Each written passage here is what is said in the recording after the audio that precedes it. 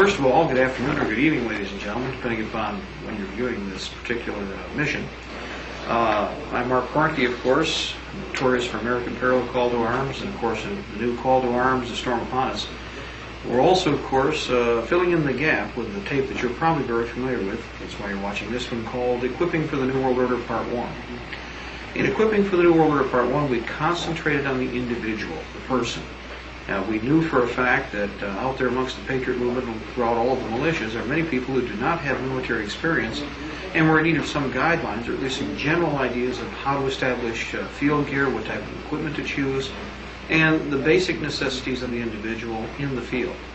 In Equipping for the New World Order Part 2, we're going to be covering a veritable plethora of equipment, material, and support technology that's been developed, some of it by the militia units here in the Midwest and in Michigan, and of course most of it having been borrowed from armies across the planet. Now, one of the advantages, unlike the regimented militaries under bureaucratic control, one of the advantages that we have in the militia is that we can choose what it is that works. If it works, we use it. If it doesn't, well, it gets relegated to second-line use and eventually is phased out as it tires out. But with the militia, we've been able to take equipment from many different nations around the world, and of course from many different generations of equipment inside the United States, and are able to integrate them to the needs of the specific militia formation that's in the field in its particular area, terrain, and weather environment. As originally demonstrated in Equipping for the New World Order Part 1, the regular or infantry web gear, in this case a combination of the M1956 web gear between wars, the Korean and Vietnam, and also, of course, Alice gear, we come up with what is a desirable individual system for equipment carrying. As was demonstrated, and a quick review will be necessary. First of all, the individual first aid and compass pouches were utilized. Also the M14 magazine pouch, 2-mag pouch. The individual pistol magazine pouch, circa 1910. The US M16 mag pouch. Also, U.S. canteen covers, in this case canvas with canteen cup and 2 plastic canteens from the Vietnam War era, the M1910 first aid kit, the M1956 type butt pack, and of course shelter half is provided. In addition to this, of course, other elements can be attached, many other pieces, including the old M1956 type H suspender harness, which is the original attachment, and of course Y-type Alice gear. In all cases, this individual system is customized to the needs of the individual soldier and also his capabilities. Either more or less is attached depending upon weight restrictions and also his individual field requirements for either a reconnaissance mission, combat assault mission, or long-range infantry actions of some type. Now, this is what is known basically as your fighting load, and of course there are other elements that are attached to this, including the house pack, or house load as it's called, an individual backpack chosen by the person or by the mission commander for the particular actions of that militia formation. Again, at the needs and requirements of the commander, these systems are adopted or negated in favor of newer or improved technology that may be provided to the militia. Alternate technology that's available for both the SKS, the AK-47, the AKS, AKM, the AR-15, Daewoo rifles, and many, many others in the what are considered to be the carbine category or assault family of weapons, entail different types of magazine pouches, etc. Demonstrated here from our Militia Support Industries technology, one of the many plants that have been established across the country, supporting new equipment for the militia, obviously anticipating the cutoff of resources from overseas, is the M1947 AK-47 magazine chest pouch. Now, the original chest pouch system of this type that was provided and was being imported in the United States was made in communist China and was banned from import. Now, mind you, it's important to remember that this particular chest pouch doesn't kill anybody. But obviously, the federal government or agencies of the New World Order thought that it would be a bad idea for these to be continuously provided to the Patriot movement and shooters in general across the country, because of its effectiveness as a simple carrying system to support militia operations. One chest pouch, one weapon, and off you go. Well, in this case, because these are no longer available in any large numbers and yet are still desirable and necessary for garrison duty and other operations as described in Equipping for the New World Order Part 1, the new system that is presently available, whereas the original was designed to provide carrying space for 3, or 6, 2 in each pouch, AK-47 30-round magazines. The new system, which can be altered at the discretion of the manufacturer for the needs of the shooters, is designed to handle an individual drum magazine and 2 standard 30-round stick magazines for the AK-47/AKS, or in this case a converted SKS to AK magazines. One of the new changes and an advantage in the system is that the individual chest pouch is provided with stay points for the standard field gear connectors. This means that other magazines can be attached, individual first aid pouches can be attached, compass pouches or individual first aid pouches such as this model can be attached. It is a matter of ingenuity on the part of the operator and his needs.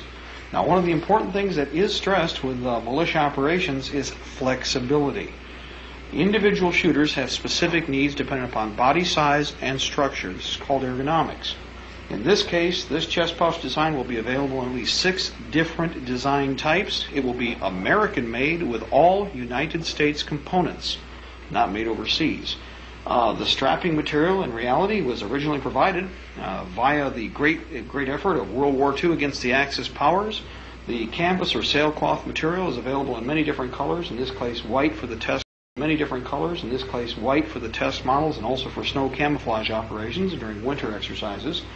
And of course, the snaps or Velcro or other closers can be determined by the individual operator depending upon his needs as he orders the technology.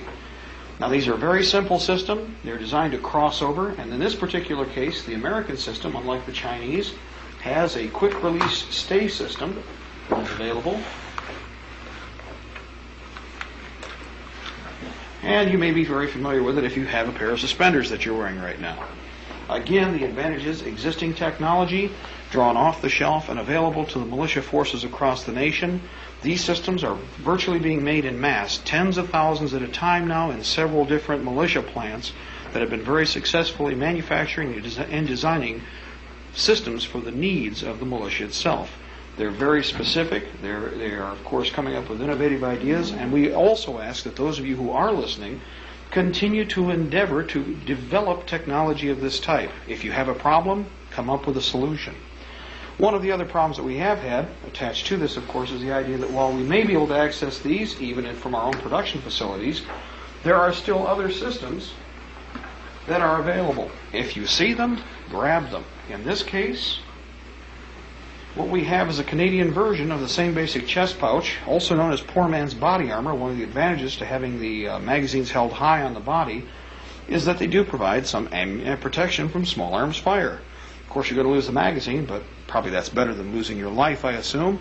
And the systems, while they are very user-friendly, in this case utilizing a quiet connector, plastic fittings, and will hold one standard 30-round magazine for the AK-47, or, of course, FAL magazines, and will also provide stowage for the M16 magazine. Any system of comparable size can obviously be used. Note again, the variances on the technology going from the American Patriot system, Canadian technology, and in this case, of course, also Chinese technology. All of them very desirable, any one of them more than usable for the Patriot. Now, in addition to this system,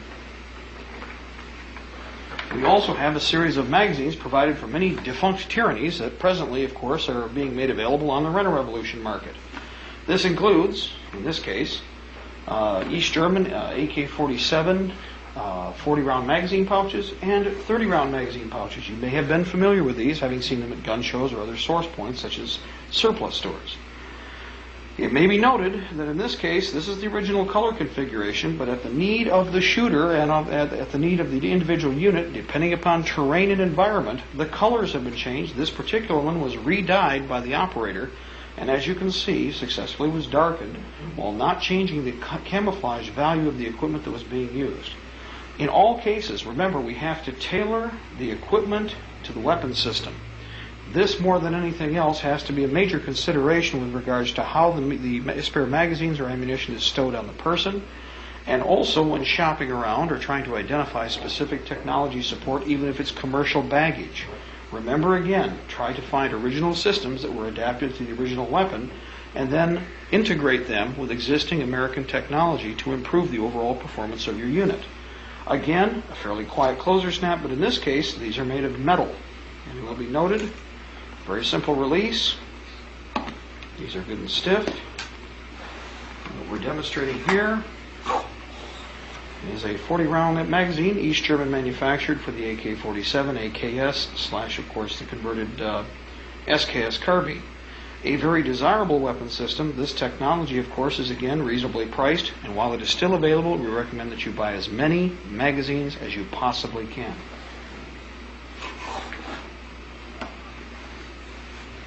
Now, while we are on the subject of magazines, assemblies, and components, and also supporting the weapon system, we might want to turn for just a moment to the concept of carrying additional stowage items. Obviously, we're concerned with ammunition, drum magazines, which are important, and anybody who does have a magazine-fed weapon that can purchase drum magazines should purchase at least one for each weapon. In addition to that, though, it is obvious that a cleaning kit is mandatory. One of the things that, of course, will mean the difference between life and death on the battlefield is whether or not we can maintain the weapon system when the time comes. Either use existing cleaning kits and systems that are available and readily available from surplus agencies that also provided the weapon, or improvise and fabricate as needed what you feel are the tools that are necessary to keep these systems functional. Another point should be, whenever possible, acquire all support technology in as great a volume as possible. In this case, SKS stripper clips will also work, of course, to at least stow the ammunition efficiently, but eliminate some of the cumbersome packaging that the ammunition normally comes in. In addition to all of the other parts, also spare parts are crucial. These SKS return springs, or in this case, tappet springs, were made by a U.S. manufacturer. Many plants across the nation that are working with the militia movement have been producing large quantities of spare parts, virtually in the millions. These parts are not foreign-made. These parts are American-made. And again, spares should be carried. This particular spring is underneath the front sight or the rear sight of the SKS carbine, and if you've disassembled this weapon, you know that this is probably one of the first springs you will lose. Note that the shooter is carrying 3. Almost all of our systems carry onboard spare parts in buttstock stowage or in other areas of the weapon where when needed they can be accessed and of course utilized to keep the weapon functioning in the field. Again, integrated support. There are also stowage points on the magazine pouches themselves, such as the chest pouch. These smaller pouch points on the side can be used for the cleaning kits, oil bottles, and also for spare parts that will be essential to support the weapon system at hand. Remember also, and we will do this constantly through any of our training tapes, do not lubricate the ammunition. And again, shiny, clean, make sure that you inspect the ammunition for damage, dings, dents, also for perforations or for oxidation and corrosion. When carrying it in web gear or when carrying it with military support gear, we have a tendency to find that moisture does collect and stay with steel components. Magazines themselves should be lightly lubricated. Ammunition should be withdrawn from the magazines, should be stowed separately. The magazines themselves, along with the weapon, should then be properly lubricated, wiped back down, and then the magazines should be reloaded. There are several different components, of course, and as we've already shown you, I want to remind you again that the standard AK-47 magazine, in this case an East German 30-round stick mag, is relatively inexpensive at this time to provide for your militia forces. Each weapon should have a minimum of 6, and that is considered to be a bare minimum. Preferably, as many as you can afford would be our best option at this time. In the hands of the gun dealers, it's most likely that when the time comes, they'll be confiscated because they're in a central location. Instead, we need to see all of these parts and assemblies dispersed as well as possible out to the users at this point in time. These will not be the weapons that fight the entire war, but rather will be just one of the many weapon systems that will be utilized as a stopgap measure until such time as our militia weapons production can reach full production levels. Seeing here, first of all, is one of the entire families of cartridges used by both the Colonial Marines in all 37 to 38 states that are presently operational, and many of the calibers presently used by the militia, excluding standard 7.62x39, which is of course also in service. We have the 50 caliber 300 Winchester, the Zussman Ackerman discarding Sable 45 caliber round, approximately a 500 grain and with a potential of about 3,800 feet per second. The standard 223 round 30 caliber carbine, standard 30 caliber Tokarev, which is specific to the Colonial Marines, and of course, since we have the 30 Tokarev, We now have 30 caliber discarding Tokarev, which carries a 4250 grain 223 bullet, normally a Spitzer. The potential ballistic for this is approximately 2,300 feet per second and will penetrate almost all body armor that is in existence. In addition to the standard 9mm cartridge, but again, what we are demonstrating here is improvising utilizing existing technology. The Zussman cartridge is a belted cartridge, and the Tokarev pistol round, of course, is a standard pistol round. In this case, we might mention also made from a standard 223 rifle round cartridge. When this brass is collected and some is found to be damaged around the neck or shoulder, this case can be cut down and reutilized as a standard Tokarev pistol round. And again, remember, now you have a training round that can be reloaded over and over and over again based on a piece of rifle brass, which has a much stronger and thicker cartridge wall. Again, the performance ratio is much higher, and the recoil and felt recoil for the shooter is much lower. This is also desirable for our older shooters who may have some difficulties with the recoil of many of the handguns that are out there. In this case, just as a short example of one of the many Tokarev Tokarev cartridge pistols that's available, the CZ family of weapons are very well engineered, very well designed, and reasonably available. Also, magazines, in this case an original one, are also produced inside the continental United States by USA Magazine and some other companies, and again are reasonably priced so that you can support this weapon at a very economical level. Colonial Marines, of course, are standardizing on sophisticated new rounds and are developing new families of weapon systems across the country. The Zussman Ackerman cartridge came from one of our new munitions plants in the South Midwest and is capable of producing virtually millions of these rounds at our discretion, utilizing as a base pattern other cartridges from around the world. You might also note that there are many different systems that are available and on hand, and again, this is just the opening family that will be necessary and will be utilized depending upon availability. You will remember that in the equipping for the New World Order Part 1 tape and in many other discussions that we've had across the country, we have not recommended standardizing on any one system, and there is a reason for that. If the other side had some idea of what we were standardizing on, then they know exactly what to choke off and ensure that that system was not available to the militia, the Patriots, or the Colonial Marines. We might remind you, as we showed earlier in this particular segment, that the standard AK-47 chest pouch, a very simple system that would provide support for the AK family of weapons and the AK magazines, has been banned from import in the United States. A non-lethal item, but obviously a viable item that the Patriot movement can use. We have to come up with solutions, and again, here are some that you can choose from yourself. At this point in time, we're going to cover some of the more specialized weapon systems provided by the militia. On a regular basis, heavy long-range weapons with telescopic sights, obviously, not necessarily sniper rifles, but counter-sniper rifles, are being employed throughout all of the militia and Colonial Marine forces across the nation. You might, as you recall, notice that we have used the term improvise many times, and this is a classic example of utilizing what's on hand to the best of your ability. The particular snow camouflage cover mounted on this particular weapon was made up from a white dress shirt. Notice that with a little bit of sewing, it covers the front of the scope area, the entire forestock, the barrel, and is attached utilizing existing button points and, of course, the original seam points that were on the shirt. This is a very simple system, very easy to improvise and use off the shelf.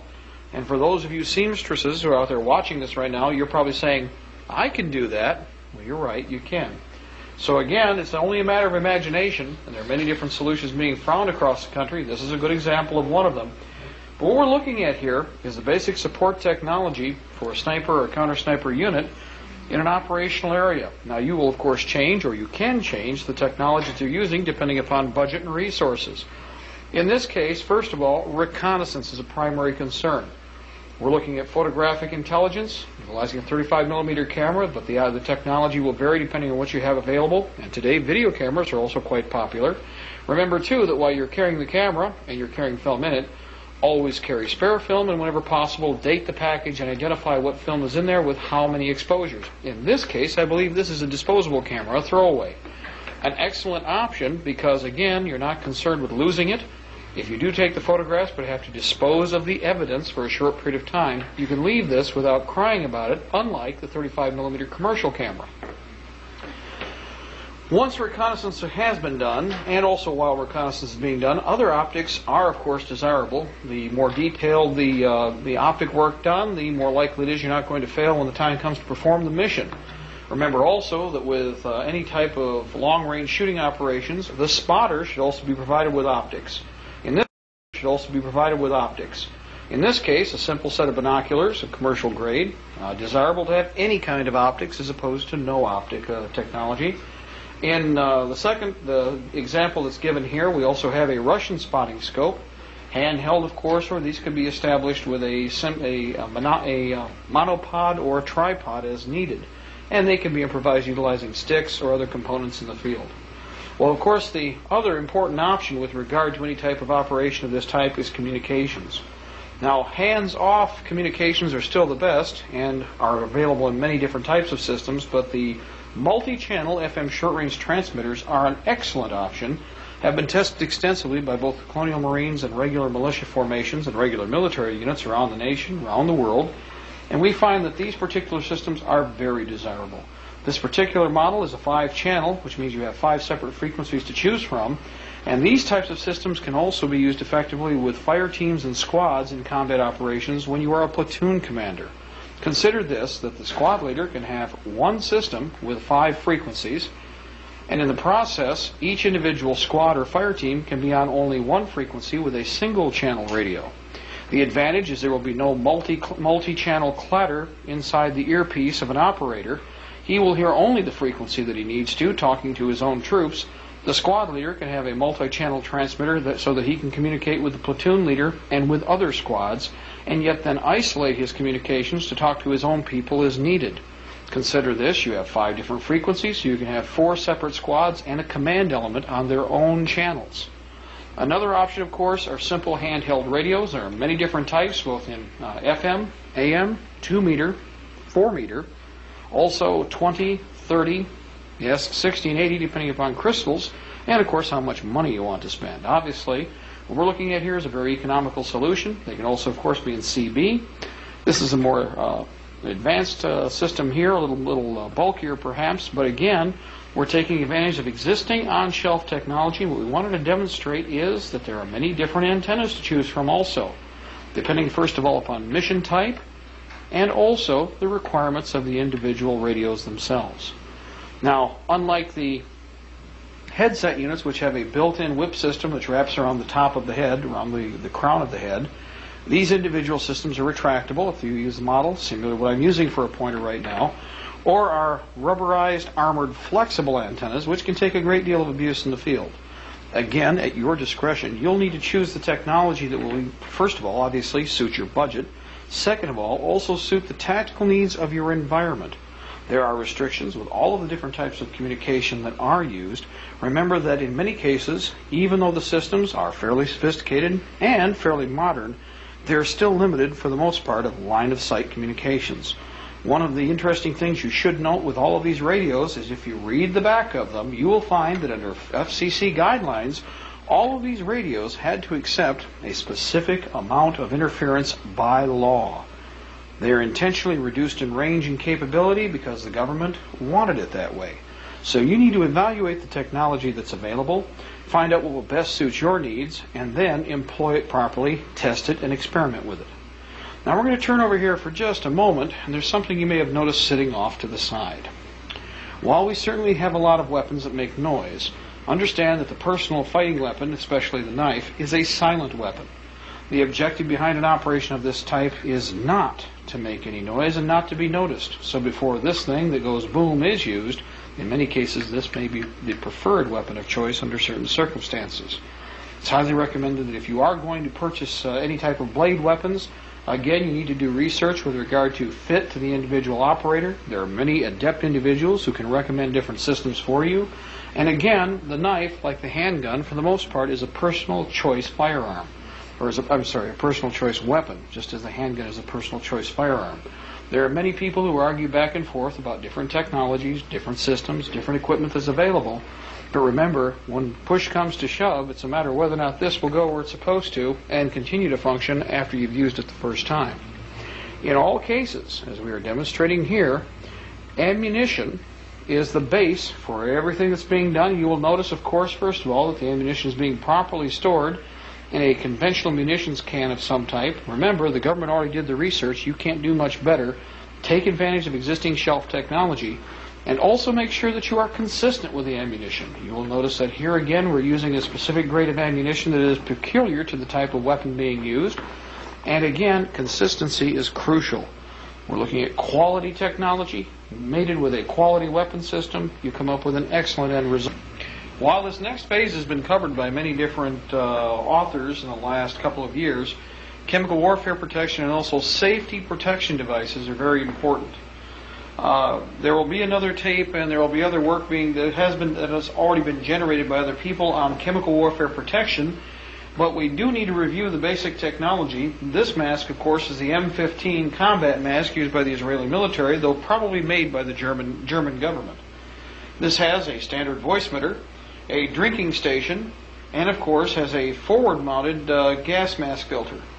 It has a triangular eyepiece with a wider angles and directional access so that the operator is not as claustrophobic. It also gives them better peripheral vision, which is important especially in a combat situation. And it should be noted that, of course, these masks, for the most part, have been coming out virtually new in the box, unissued. Now, at this point in time, I'd like to point out several features of this particular mask as it shows up. First of all, it is as a new package in a plastic overbag, which covers all the devices that you see here, with the exception of this, which was an add-on system. One of the pieces that is usually misunderstood or not properly identified is this particular device. And for most of you who are concerned with training with your chemical warfare protection, rather than opening up and breaking the seal on the filters as they presently exist, you are provided with an excellent training aid. The restrictive hole that is in the base of this particular device is designed, when screwed into place, to simulate the suction of a standard gas mask filter. This allows you to train without compromising what is in many cases a very expensive replacement item. You may notice that the nomenclature on this particular filter is in Hebrew, while in many cases you may find it in German, and in some cases either Arabic or English. Either way, these filters were all made by the same companies in Germany, in Europe, and Israel, for the most part, does not make its own chemical warfare protection technology. It's all done overseas. A very special industry. It is important to remember that this filter is a full NBC, nuclear, biological, and chemical warfare protection system. While the filters may be reduced in life because of new chemicals that are brought into the battlefield and new biological agents, this filter is still effective for a set period of time, either plus or minus its original designation, depending entirely upon the attitude and also the density of whatever agent or chemical technology is being employed.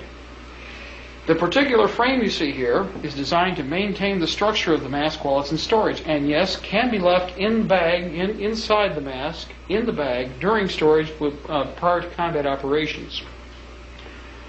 Another piece that is provided in the system is, of course, a drinking apparatus. Now, it will be noted when you try to fit this on a standard U.S. canteen, it won't fit. It is designed around a standard German and or British canteen system, which is popular in Europe but not seen very often in the United States. So you do have to shop around to find a system that will mate with this. Again, it is new. Maintain it with the equipment. You never know what it is you're going to find on the battlefield, so if you don't have it right now, you may still have it in the future. Again, the important thing to remember is at least you have the technology to get out of a situation or to protect you from conventional chemical agents. It is not as likely as most people would like to think that we're going to see heavy biological. Unfortunately for both sides, biological will kill both sides. And even with some precautions that are taken, it is more likely you're going to see, as with the Branch Davidian situation, heavy chemical agents used. Phosgene, mustard gas, CSCN. In whatever configuration or forms, this mask is more than adequate for the technology you're going to face. Also, it will offer some protection against radiological contamination because with the filter in place, The filter will block and load a specific amount of particulates of, say, a radioactive material that is transferred with other dust particles, etc.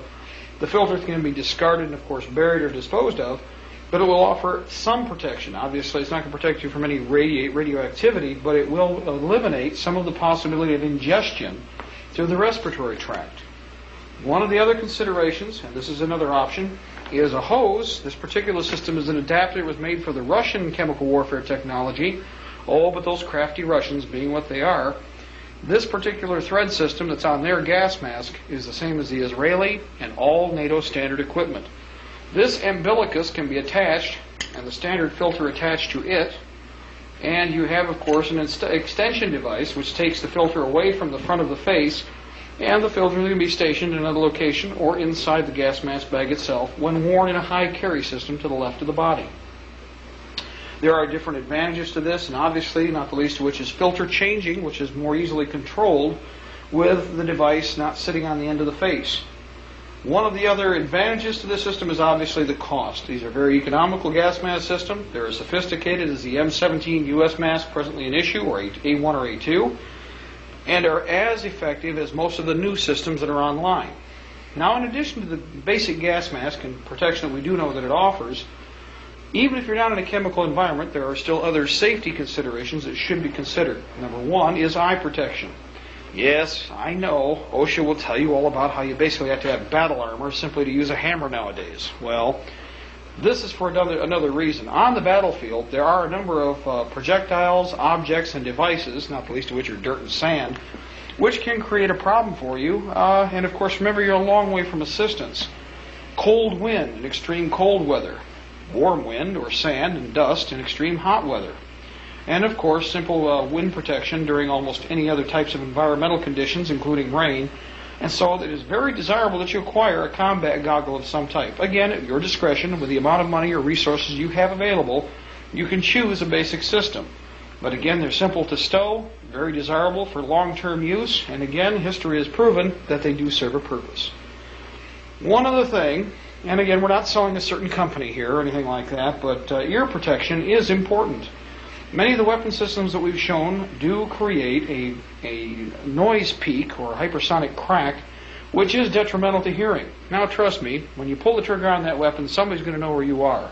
So as far as worrying about hearing what's around you, unfortunately, if you've ever fired a weapon, you do know that it affects the hearing immediately after the first round, and your hearing is reduced dramatically.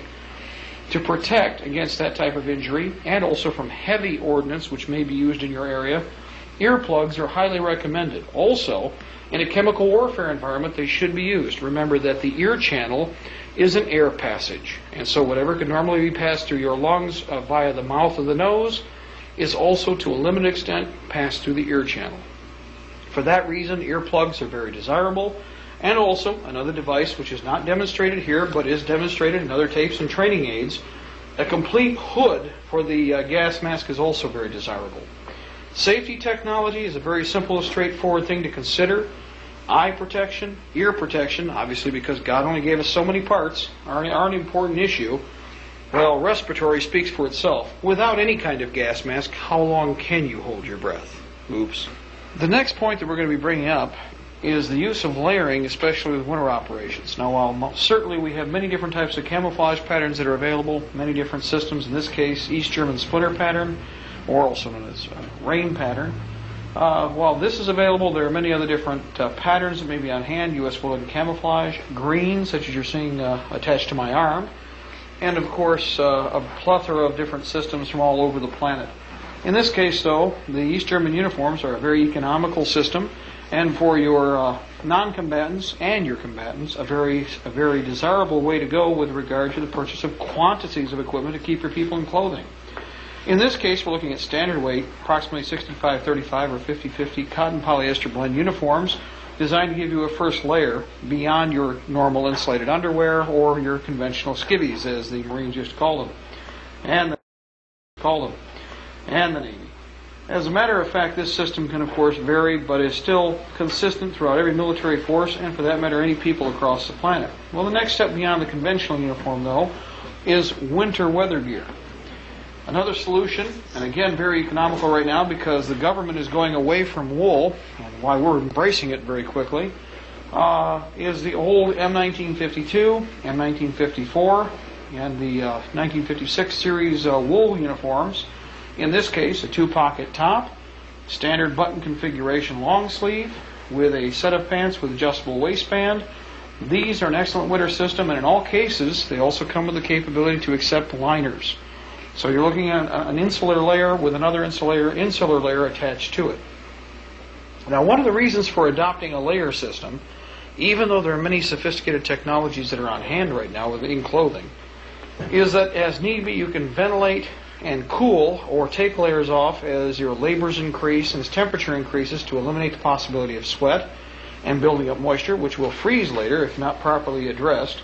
The other consideration is the fact that while certainly some of the new technology will not load as quickly with human body oils and sweat, they still load nonetheless. Loading is when the different oils and material, such as water or body moisture, saturate the fabric and eventually becomes unserviceable with regard to thermal protection.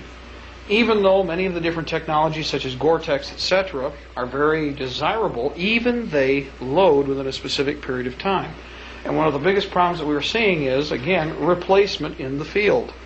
These pieces of equipment can be addressed, can be shelled off, cleaned, and then reapplied as needed, so that at no given time are you bare to the wind, shall we say. One of the other types of technologies, of course, and again drawing from the East Germans, because again a very economical system, very desirable, very well made, are the quilted pattern winter gear that they have provided through, again, this defunct tyranny that presently is just joining up with the rest of the New World Order tyranny crowd. This is an insular top, and in addition to that, of course, along with the fur-lined neck, which is detachable, by the way, we also have a quilted pants system, cuffable at the base, and this type of system is, again, very desirable. It matches most of the contours and the patterns and, of course, environments of the brownout season of winter across the United States. It is, of course, a very desirable pattern for pine forest operations, and there are many parts of the nation where you virtually disappear with this particular camouflage pattern in place. Now, again, these systems can be overlapped one on top of the other to offer an excellent thermal cover to protect against the elements. Not always are we running around on the battlefield. Remember, at certain times you have to stand in place. Now, for that reason, we must also consider that beyond these layers, we may have to alter camouflage configurations accordingly. And there are many different types of technology, but in this case, we're switching to West Germany, where we find the pine frond snow camouflage pattern is readily available. Solid white can be used, and in fact is used regularly by the militia, but breaking up the pattern is very desirable since for the most part we don't plan on being caught in the middle of a field. Preferably we should be working in an environment or a situation where the colors are broken up, therefore the pattern of the equipment you're using probably should be broken up too. While the pants are an overshell made out of cotton, there is also a poncho cover or coat cover made of the same material, and again in the pine frond pattern, which is random and broken up. And this particular system is an effective form of camouflage in the Michigan and, of course, all of the northern temperate areas, readily available and very economical. I will recommend something, though. If all you have are bed sheets and you wish to simulate this, a wetted brush that is dried to a medium level, then dipped in the paint of your choice, can then be brushed onto any white material to simulate this pattern, and can be done with a little practice almost as well as the spray-on technology that was used to make this particular pattern in the first place by one of the governments in question. Beyond the snow camouflage shell, which all of you are very familiar with in different patterns again, there's American, German, Russian, and a whole family of technology in this area made available now. We still have to consider the face and, of course, the hands, which are exposed. You may have remembered this from Equipping for the New World Order Part 1, Spandaflage. This particular material can be purchased in a variety of different colors and configurations. This is the face hood, which, as you will notice, will spread and stretch to the needs and the size of the head of the wearer. One of the big advantages of this material is also to be used with glasses. Now, it's recommended with the original manufacturers that you can cut eye holes in this material, but it's not necessary in order for it to be effectively used. What this is a stretchable gauze. Now, myself, I have glasses to worry about, so I also have to worry about reflection. And there are chemical treatments for the glasses that you normally be wearing, but if you don't have the luxury of that technology, you can cover the glasses, along with the rest of your face, with a spandaflage and still effectively see through it and function within reasonable parameters. In addition to that, of course, we're talking about head covers next to go along with this, and of course we're seeing the standard goggles put in place. In this case, an M1943 hat, there are many different variations. We really don't need to get into specifically what headgear, but whenever possible, try to choose temperate weather headgear for most of your operations. Why? Even in the desert, it gets cold. And the important consideration here is to have the capability to cover the ears, which are a vulnerable area, and also wrap around the back of the head and the back base of the neck. This particular hat is very simple, again, very economical, made overseas, and it's lightly quilted, leather sweatband, and with a brow piece. The brim is very important, especially for, again, sun protection. The goggles can easily be secured up above, out of the way, and as demonstrated earlier, are an essential item for most of the operations that you are going to be participating in. Now, while many people consider different devices tools, I consider the scarf to be one of those. There are so many different things that can be done with it, and I know this one's in gray. They can be in green, blue, yellow, pink. Well, actually, you do want a camouflage color now, don't you? This particular device, though, can be used as a pillow in the field, a tourniquet, any one of 100 different uses. It's at your discretion that you carry one, but I would recommend it, especially in winter operations, to cover all those little nooks and crannies that are normally not protected in a winter environment with some of the other clothing. Now we'll get to the other important part of the body in the upper torso. The fingers and hands. It's important to remember here that there are a number of systems that can be accessed. And of course we do have standard D3 or D3A gloves and glove liners. Also gauntlets. And of course standard leather gloves that are insulated. In this case again East German. They could also be Czech. We have found Russian. We have found British. American D3 gloves look much like this but are black. These systems allow for reasonable hand protection. The gauntlets are very obvious. They offer a cuff which overlaps with the standard coats or gear that you're wearing. This is a very unique pattern in that the little finger is mated with the second finger next to it. The logic behind this particular system was that the small finger does not offer good circulation, and by being bonded to this offers first of all reasonable traction and also mutual insulation in cold weather. First of all, the reason you got these on is because it isn't exactly warm outside.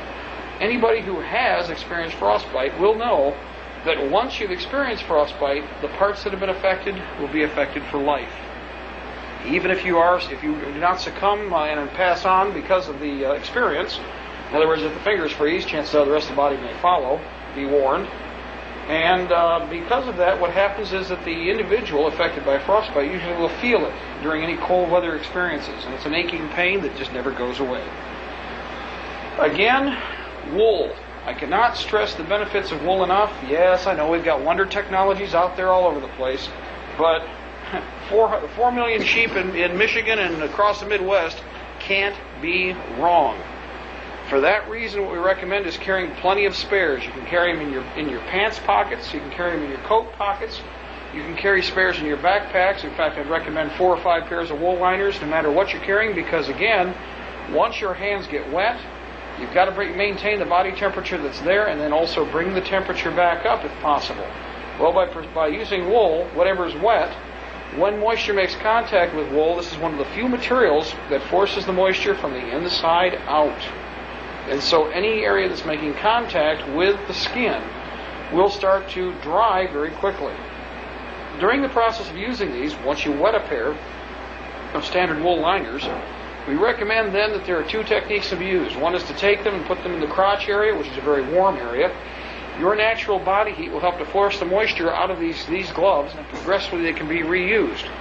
Another option, of course, is to put them under the armpits. Now, of course, meanwhile, switching over to a dry set of gloves that you utilize on a regular basis until such time as you can secure yourself into what is a safe area, or you can do a little laundry, as we say. The gauntlets also offer palm and thumb protection, as you can see.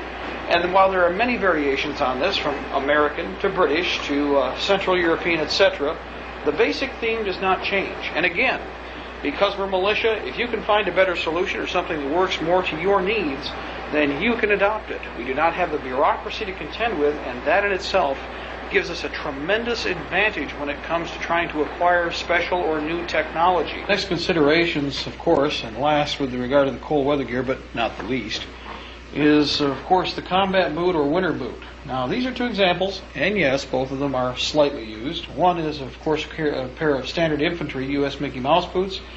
The other is a set of East German, and yes, used, Guards boots with a felt pack system. Now, both have been heavily experimented with and tested by militia units. Of course, Mickey Mouse boot has been proven for many, many years, going back to the Korean War, and has saved many a soldier's toes from being lopped off. While the other, of course, is a simple solution and fairly economical. For medium to low cold weather, it requires additional support, such as multiple layers of standard wool socks, etc., etc. Be creative. These are a decent combat boot, of course, for utility use, and again, are easy on, easy off. The Mickey Mouse boot, especially for vehicle operators, aircraft personnel, ground line personnel, armored crewmen, anybody who has to sit in any particular situation or is out in sub-zero weather and has to continue to operate will find these to be the best choice across the board. No, they're not pretty, and they aren't going to win any, shall we say, handsome awards, but they are a very effective system and are time-proven. Note the cleat pattern on the base of the boot, and again, these are almost a brand new pair. This particular system is very simple, using an insulator layer. Yeah, it does look like a tire because it's basically made like a tire.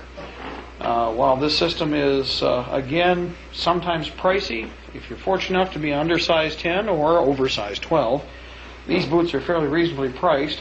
10s and 11s have been running a premium for quite some time, but the system itself is second to none.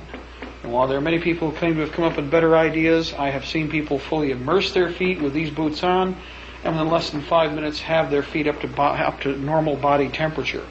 Because of the very nature of the way these things are sealed, much like an inner tube, they maintain a good portion of the body heat, and feet, remember, like hands, will take the rest of the body down very quickly. So we highly recommend the use of Mickey Mouse boots, especially in the northern climes, in any temperate areas where there's a possibility of seeing a cold spike. They are a specialty item with regard to purchase and should be maintained. One of the best techniques that can be used is to use talcum powder when storing these boots to maintain and preserve the rubber. Take a plastic bag, insert the boots, sprinkle the talcum powder in, and flush and jog the bag. This will allow the talcum powder to saturate and cover the cell and cover the surface of all of the rubber areas and the inside of the boot.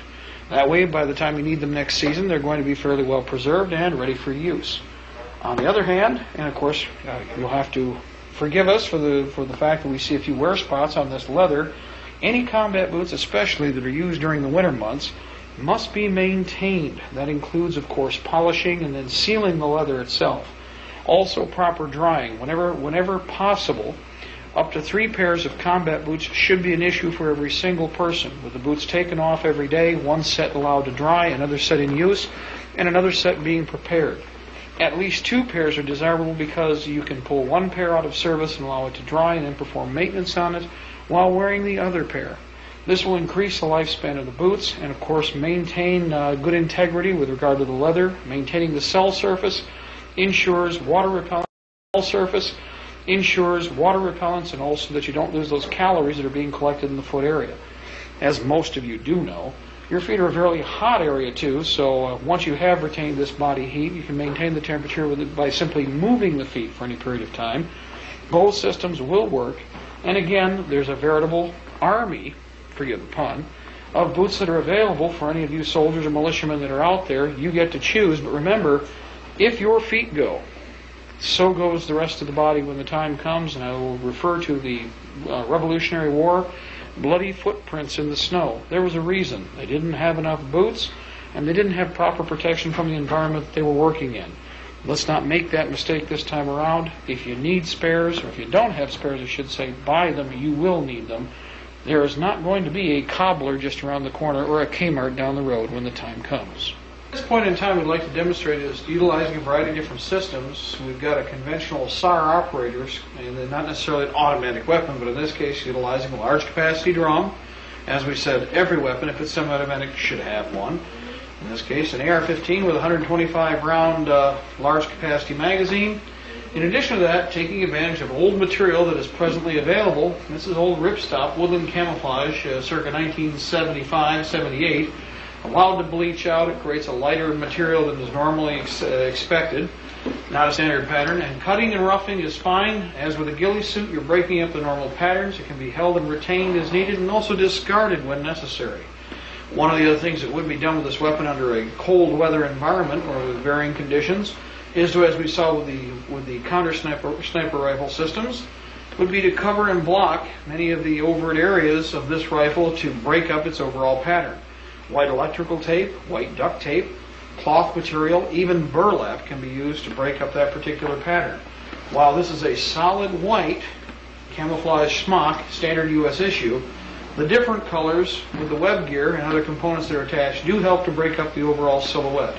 Again, eye protection, which is crucial, especially in a winter environment where sentries and any type of long-range operations help to reduce strain, wear, and tear, of course, on the eyes themselves.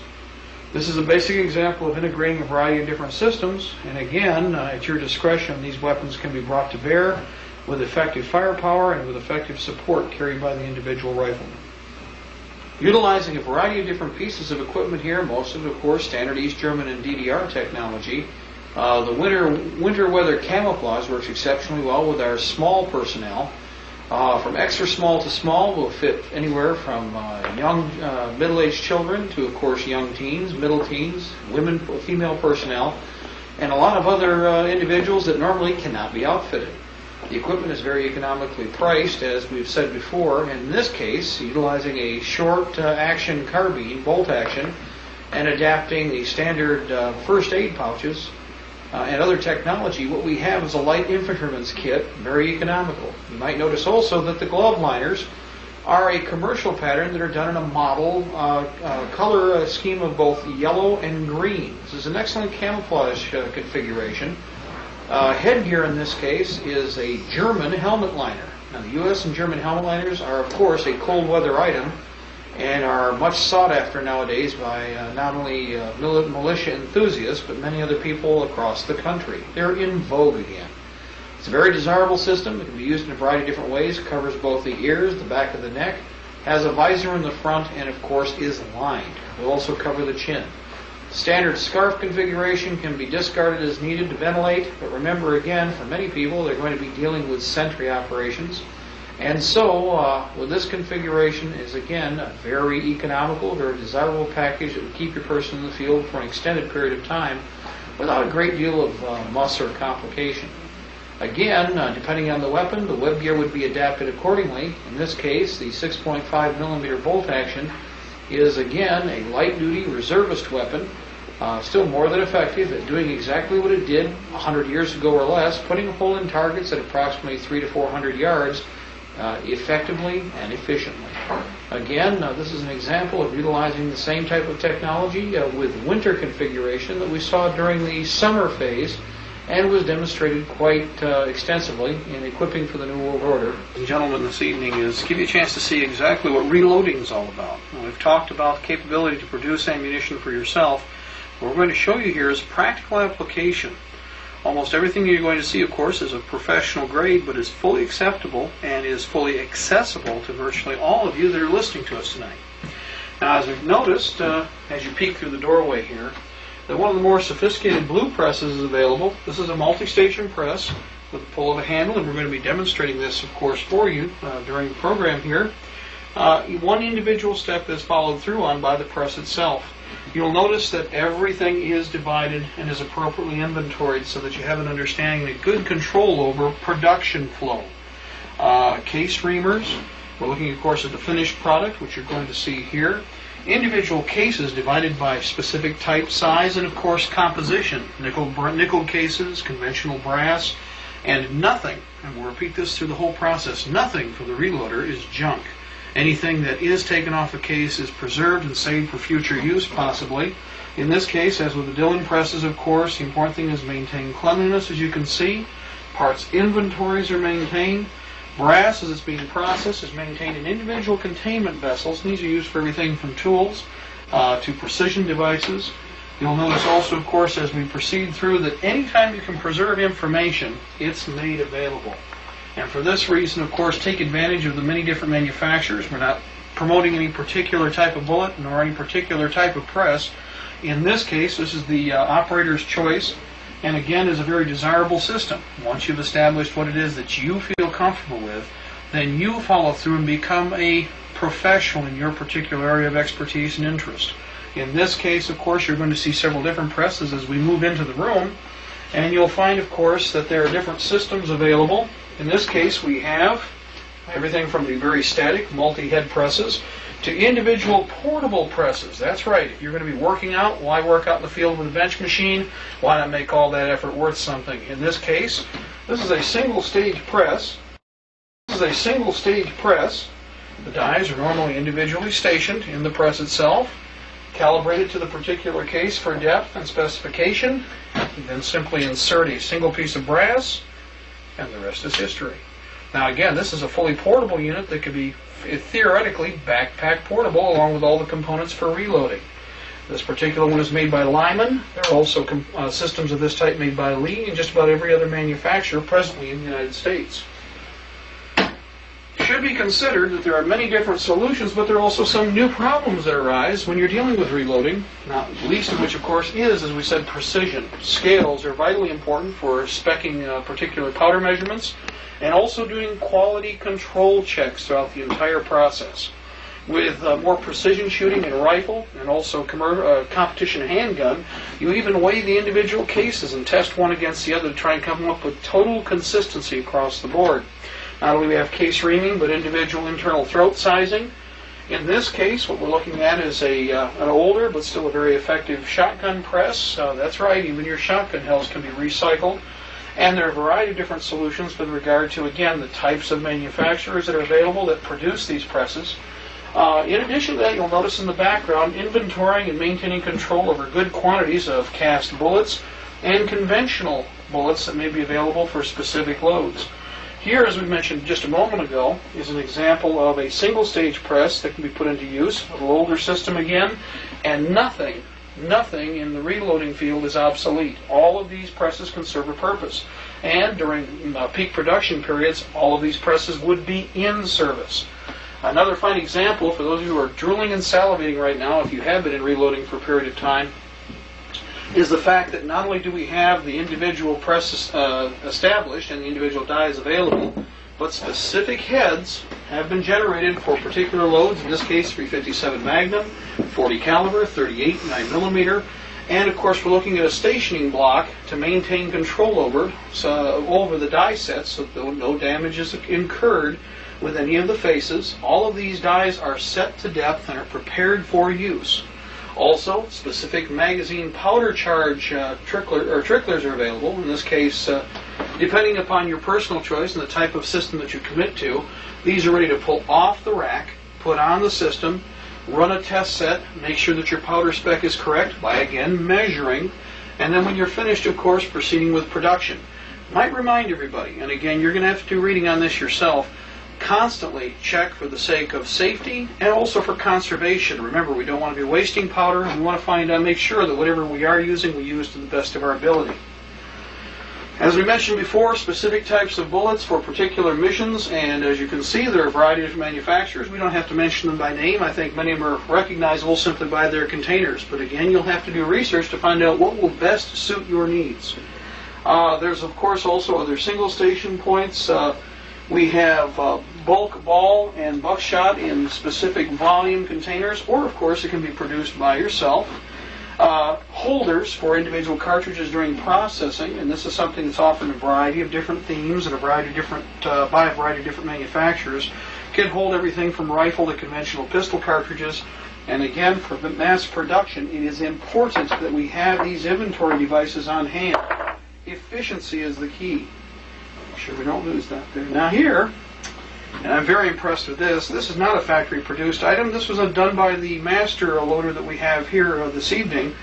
And again, it's a matter of what it is you're capable of improvising, what resources you can put together. These types of blocks, of course, can be produced in larger numbers so that many, many different heads can be put together with the die sets in place ready to be used. Once a system is developed, and once the particular measurements and the specifications have been laid down and been locked in place, this will save you an incredible amount of time. And again, the ingenuity on the part of the individual is the key. The quality of the work that was done here, all handwork by the way, is comparable to anything that was produced by the original manufacturer. In fact, in some cases might actually be superior, both in the materials and the quality of workmanship. So again, as we've demonstrated time and again for you, the solutions are out there. It's in the minds of the American people, and you need to get involved for that reason. There are many of you sitting right now that are going, I can do that. That's right, you can, and a whole lot more. So once you have the basic ideas down, just a matter of you coming up with new solutions. Now another example here, something that is vital, of course, is reprocessing. Amazingly enough, ladies and gentlemen, the reloader is the ultimate recycler. Remember, they've been telling us for years that we've had to recycle. Don't worry, the reloading people that are out there have been doing it for much longer than the government has. And in fact, this particular case is an expended .30-06 round. And by, of course, using a standard walnut or corn husk or a variety of different types of mediums, as you can see here, and the variety of different tumblers that are available, we can reprocess this brass. And of course, I'll demonstrate the simplicity of the operation. Within a very short period of time, what you're going to have is a reprocessed brass prepared for reloading. Of course, there's still sizing to be done, checking to make sure that military crimps have been reamed, the pockets, the primer pockets have been re-reamed so they can properly accept commercial loads and can be reloaded more easily down the road. Also, overall case length is spec'd, as is going to be described here later. And the primary purpose here is to maintain a higher quality level across the board. We can come up with specifications and also with loads that are not only equal to, but in many cases superior to anything presently produced commercially. And consider this, ladies and gentlemen, for those of you who are not familiar with this situation, facilities like this, many times larger in some cases, are available all over the nation. This is the kind of solution that the Patriot Movement and the militia needs to make sure that production is up and online. As we were mentioning earlier, ladies and gentlemen, remember that the reloader is the ultimate in recycler. As you can see, there are several different types of brass presently here, including volumes or quantities of brass. In this case, virgin 762x39, 357 virgin brass. This is never fired. And of course, volumes of once fired 357 brass. This still requires reprocessing. Now, as we saw with the tumbler earlier, this brass will be reprocessed, cleaned up, deprimed, checked for specification, primed, checked for specification, inspected for breakage, and then of course will be reprocessed and reloaded. You'll also notice that there are many other different calibers sitting here in inventory. Nothing that you find in the way of brass is disposed of or thrown away. And remember, in the future, especially with barter, you may have that last case or that last 20 rounds of something that somebody else needs to keep a certain rifle or certain handgun functional. For that reason, well, trade's important. And to have the brass available in our inventory makes it a heck of a lot easier for you to find it when you need it. Now, of course, we're demonstrating also the idea that you keep inventory of your particular die sets. While you may not necessarily be shooting these particular sets, the objective is to have them on hand so that if you need to reload for somebody, you can. You'll notice also a quality difference in that these are 3-die carbide sets as opposed to conventional carbon steel. While these are good, these obviously are much better. A little more expensive, but in the long run, they're worth the money because of proficiency in reloading and durability. If you're doing a lot of reloading, carbide dies would be your better choice. Now, there's, of course, a lot of other solutions, but as you're seeing here, storage is important. You can maintain and save original factory containers, or you can purchase, again, volume containers for different types of devices, or different types of devices for the different steps in the reloading process. Now, very quickly here, you'll notice a number of books that are on the shelf, and again, nothing in the reloading field is obsolete. There is a reason for maintaining the older information. In some cases, specific cartridges may have been deleted from inventories or may no longer be produced, and there may be a need for that particular loading data.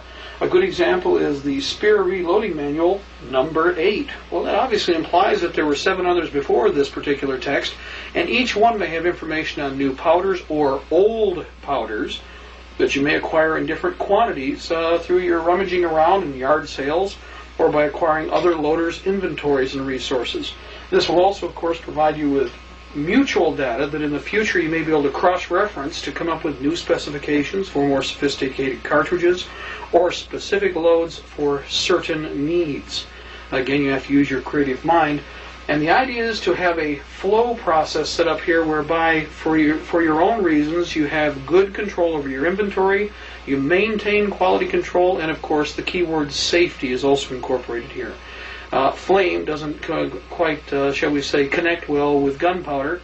So for those of you who are smokers, a good reminder should be to keep the butts outside the loading room. More than one of you can attest to the experience of watching somebody bend over a loading pot full of powder once too often with that little extended ash for the last time. For that reason, again, good quality control and also safety measures with regard to fire. Be a good idea that with a loading site like this, you also have a fire extinguisher on hand. For obvious reasons, these sites may be attached to the house or it could be in a separate site. But the idea is also to maintain control and safety so that we don't lose inventory. Remember that everything you've seen here is a machine. This is precision technology. Even the cheapest and most portable of equipment here is far superior to most everything that was available to our founding fathers over 200 plus years ago. This is, for all practical purposes, a light factory. Also maintain good environmental control, obviously. You're dealing with metals and also with the possibility of oxidation. And quality control, again, is determined by keeping everything where it should be. A place for everything and everything in its place, as we say. And we're going to let our master loader take over for a bit and demonstrate this particular multi-station press. Give you an idea of exactly what's involved. It's not that complicated. And again, we recommend that all of you, no matter who is involved with reloading, immerse yourself in the technology. There's a tremendous amount of written information available. And one of the things is that no matter what rifle or handgun you have, that you have reloading capability for virtually every standard cartridge that you're going to be using. Don't rely on factories. They can be shut down with the flick of a switch or the drop of a bomb, as we've seen throughout history. Well, without further ado, I'm going to let our gentleman here deal with the reloading process and show you just how easy it is and how you too can become one of the Patriot factories across the nation. Okay, as he has said, this is the Dillon Precision Press. The first step in any press is the brass. When you have your brass cleaned up, get it ready. Normally, this is virgin brass. Normally would have a primer in this spot. You would put it in the first slot in this press, and most any of them. You'd go up into the die and down. Okay, that would size the die. Inside the die is a neck sizer, and on the outside sizes the outside of the case.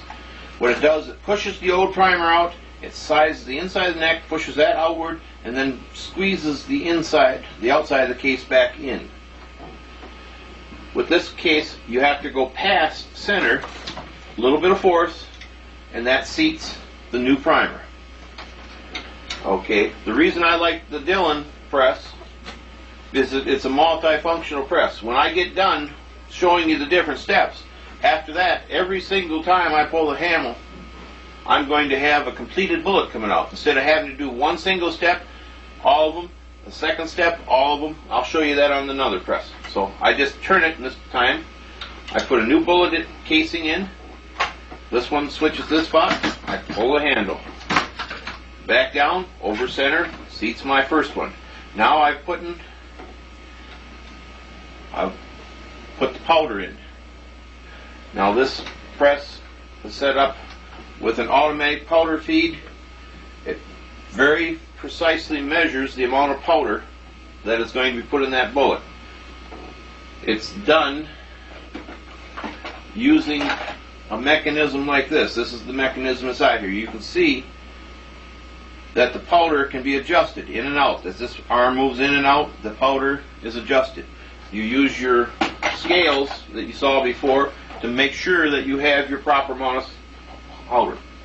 Okay, you turn it again, add another casing. This time you put the bullet on the top. You hold the bullet till it starts to go in the die, all the way to the bottom, all the way back down, over center.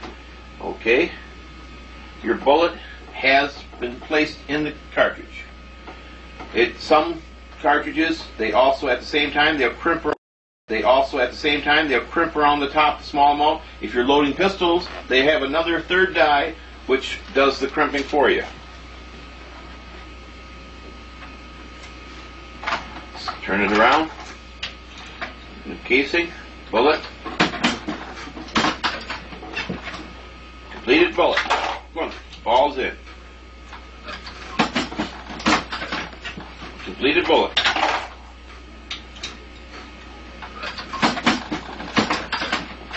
Completed bullet. Okay, I'm going to show you a couple little things here on the bench. If you're using the other type of press, when you want to clean, you've knocked your primer out, you have a reamer here that reams the pocket. You ream it out, you clean it. You might need a tool like this to scrape any debris. You also have a tool like this, which is a pointed thing. Make sure it goes down through. Make sure that that hole is cleared completely out. After you've done all that, you can go over here. Put the casing in like that, and this particular one is not set up. This is set up for an alt 6. You'd come in, this goes in like that, and it makes the length of the case precise. Okay. After you've loaded a couple, you can take your calipers. This is a special caliper setup that holds on that particular size of the bullet, right, every time. And so you hold the bullet in the same position every single time. That shows you exactly the overall length of that case to that particular dimension. Type of press, when you run out of primers, sounds an alarm. So you reach over here, you take one of these tubes, you put it on the top of the press, you pull the pin out, your primers feed down into your tube here, you put back on top, sit that back in here. So your empty tube, you have to reload it. So you walk over to this unit here, you pour some primers into this. It's made of brass, so it will not spark. You push down on it, and the primer goes up inside of here. Make an empty one. And the beauty of this little piece of equipment is the simplicity. When you pour your primers in, you're going to have some upside down, some right side up. So you'll do the right side up ones, then you take a little piece of brass and just flip it over like that, and you're ready to do your other ones. And you're all ready for next time.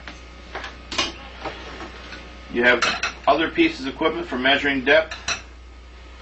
You have a great deal of different kinds of equipment that goes along with it. It makes the job easier and more precise. Okay, this is the more common type of press that you're going to come across. It's a single stage press where it does only one bullet at a time rather than 3 or 4 as the Dillon did. In this press, we haven't got dies in it yet right now, but it'll show you. You put the casing in, it goes up, it punches the primer out just like the Dillon did in the first step. You come down, you take the case out, you put it in your holder over here. You would do the same thing to all your cases. One thing I didn't tell you on the Dillon is you have to put a grease over top the casing or else it will stick in the die. Okay, now that you've already taken your primers out, if this was military brass, you'd have to use a tool like this or else use a reaming tool. This lays it down, you make this motion here, it expands the cartridge base so that you can put the new type primers in it. Okay, on this one here, when you got all your primers out, you come to your next step, you'd come in, you'd raise it up, swing your arm around like that, push the little button and it puts a primer in, or if you don't have a press like this, you just put a primer on top. You slide that back down, you put your bullet in it, again it seats your primer. And then, if you have a press like this, you can take the old, this is another old style of powder horn, the old standby. This one here mounts on the press, a lot of them, they just mount it on the bench somewhere. That gives you a precise measurement of powder. And then on this press, you would just turn it like that, and you'd have your finishing die here. You'd go up through, just before it enters the press, you'd put your bullet on it, plump, you do it. So it takes you 3 to 4 steps on every single bullet instead of just one pull of the handle. Next to it here is the old shotgun press. The old shotgun press, You take one bullet, slide her in, you go down, takes the primer out in the first step. Second step, puts a new primer in. Third step, you blow down, you go that way, puts the powder in. You come back up, you put a wad in it, push her back down, go that way, that puts the shot in. And should be left sealed for as long as possible until such time as they need to be used or mounted on the gas mask itself. And remember that this external filter need not be pulled even though the internal mount filter with the threads is mounted in place. Now, the Israeli Civil Defense mask is an excellent mask for both teens and, of course, adults. But because of our requirement for individuals who, of course, are younger in years all the way down to children, a series of other masks are available and have been made available for a number of years, including the Russian Civil Defense series of masks. In this case, a full skull-type mask. This covers or addresses one of the issues we have discussed in the past concerning covering the ears. And you'll notice that when the original casting was made, accommodation is made for an ear cup to allow it properly seal and protect the ear channel. In addition, the standard thread sizes on both these filters and those for NATO are the same.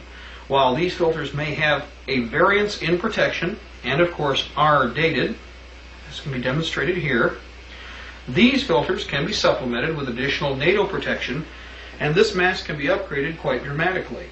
For those of you who are curious to find out what size, and again, yes, the Russian masks are sized, what size will fit the party that you're dealing with, you need only look to the chin point on the mask itself, on either side, and you will find a circular point with a numerical value inside the mask. This particular mask is a size 3, which is just below a large, between a medium and a large, and will fit many of the common adults available.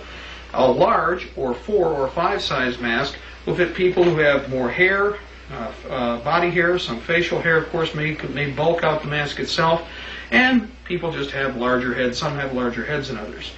For children's masks, you want to go down to a 0 or a 1, and these masks will fit individuals all the way down to approximately 1.5 to 2 years of age. Remember that because of child development, the head is already close to, although not to total specification for an adult. For that reason, these masks can be dropped down into the child range. There are also children's masks available from the Russian Civil Defense mechanism. While these are not as sophisticated as many of the combat masks that we're seeing, again, the first question is, how long can you hold your breath? One of the advantages to most civil defense masks, which you may have noticed, is the fact that they're using a solid, flat plate glass. Now, these are all tempered glass, and when they've been broken, we have found that, again, they are a safety glass, so they do not become as much of a threat to the wearer. However, if damage does occur, 2 things can be done to repair any of these masks. And duct tape, the miracle material that any patriot should be carrying with them, can be used to simply cover the area that's compromised. The other option, of course, for long-term field use is to have available plexiglass or plastic that can be cut to specification. Now, if you have a glass company, that's fine by me. If you can do circular cuts, well, there's another solution, of course, that's an option. Very simple to maintain. This equipment and technology can be easily supported in the field. Now, in addition to this, many of you probably have already accessed the standard the M17 series gas mask. In this case, there's a few additional adornments. This is standard surplus. In this case, an M17A2 with the drinking straw again. This system, of course, has the voice emitter to the front, intake unit covered with an additional exhale port covered with an additional nasal, and you have supplemental filters on the outside. While the M17 is an excellent civil defense or combat mask, one of the shortcomings is the amount of time it takes to reload the cartridges. These cartridges are reinserted from inside the mask and do require for the operator to either fall back and switch the filters in a safe area, or, and this of course is more likely, the operator will simply undon this mask and redon a fresh mask, sending this to the rear or having it destroyed because of contamination difficulties. In either case, the important thing is that you standardize on all of the parts necessary, and while we do not, forgive us, have a sample of the standard M17 gas mask cover, these can be adapted to virtually all of the masks that you see here this evening. The M17 is a superior system with regard to overall protection, and again, if you already have them in service, supplement your inventory with less expensive masks that compare in quality. And the M15 is an example of that, or, of course, the batteries of civil defense masks that are available. In addition to conventional lenses, as you see with both the M17, the M15, and, of course, the Russian civil defense, supplemental lenses are also available which fit over and cover this particular lens to protect it from external damage. These replacement lenses are designed to take whatever blow or strike takes place. They will, of course, protect the inner lens and will make sure that there is no compromising of the environment inside the mask. These systems, again, are very simple to maintain. And the important thing is to, of course, make sure that your parties who are operating with these masks also understand how to adjust. And again, there are instructions and information available, how the systems can be refitted accordingly if there is damage, what parts or assemblies may have to be replaced, and of course, again, practice in how to mount and dismount the filters is very important.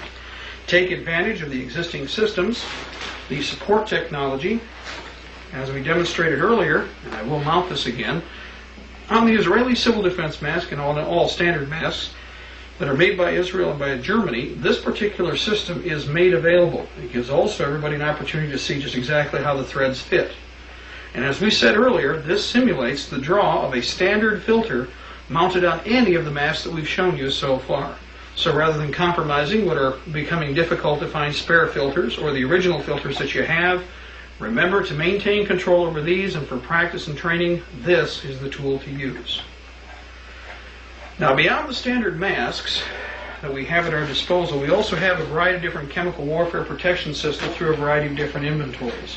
In this case, U.S. manufactured chemical warfare suits are both in OD green and woodland camouflage patterns in a variety of sizes. You'll note that the available information, technology, and resources as far as the company involved are indicated on the outside of the package, along with a specific size.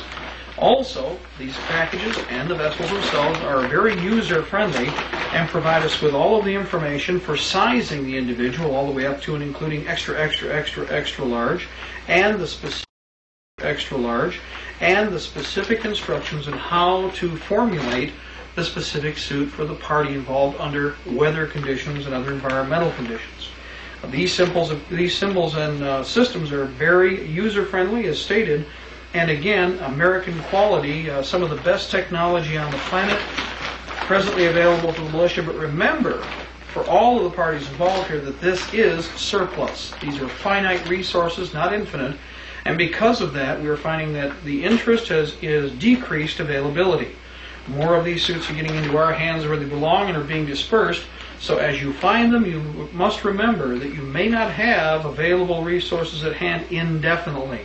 What you need, you should pick up, and obviously still look for the best price. In addition to the chemical warfare suits made by the United States, chem defense suits are available from NATO. In this case, what we're dealing with are the standard NATO Mark III suits. There are a variety of different models that are available. This is the top. In addition, we have the bottom and two separate components. These are actually compressed and vacuum packed. Trust me, once opened, they're much larger than they appear and will not go back into the bags they were taken out of. However, these systems are just as desirable as the American. The dates will vary as far as production, but they are user fresh. And I might remind you, with all of the chemical warfare equipment that's available as far as the suits go, is if they have been compromised, at the very least, they make excellent cold weather equipment. You'll find that these do keep the heat in quite well. A demonstration of this was physically made example of during Desert Storm when, through heat exhaustion, troops were dropping like flies in the 110-degree weather of Saudi Arabia. So again, remember that once donned, the environment that you're in will dictate durability. That is why, on the U.S. gas masks and also on the Israeli masks, a consideration was made for taking in water because of the possibility of dehydration and progressive water deprivation. In all cases, the equipment must be kept dry and maintained under a clean environment, if at all possible, for as long as possible. And again, these should be stored with your basic equipment, your house load, and your web gear, as they are a combat battlefield device. All of this is mutual supporting technology. You can mix it and match it as needed, depending upon what is available at any given time. Remember that, as with all of the other tools that you're using for the militia effort, you must maintain your equipment. It must be kept clean. You must also do regular inventories to make sure that nothing has been compromised and that everything is still fully functional. Covered so far. That's used by the militia and also by independent formations across the nation is off-the-shelf technology, or hand-me-downs, of course, from foreign military services. Well, some of the other things, of course, that are coming online, part of them, of course, brought in by the New World Order, are readily applicable to many of our missions with regard to the militia, both for medical support, crew-served weapons support, aviation's technology. A veritable battery of pieces of equipment have been put online that we can integrate into the militia effort, and in the future will be vital to maintaining operations. First of all, as has been probably mentioned, many of you have been in service in the past, and when you've been educated, is if you don't know where you are, ain't no sense in worrying about where you're going. Well, navigation is a crucial issue, as we can demonstrate here with much of the equipment that's available. And as you can see, we've gone from the very simple and traditional all the way through to state-of-the-art.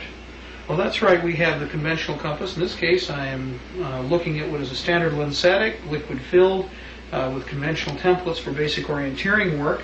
Again, something you'll see on here which I do want to stress, and while it's in red, it could be color, it could be changed, but either way, a lanyard is crucial. Number one, these are pieces of equipment that you're seeing here that you do not want to lose.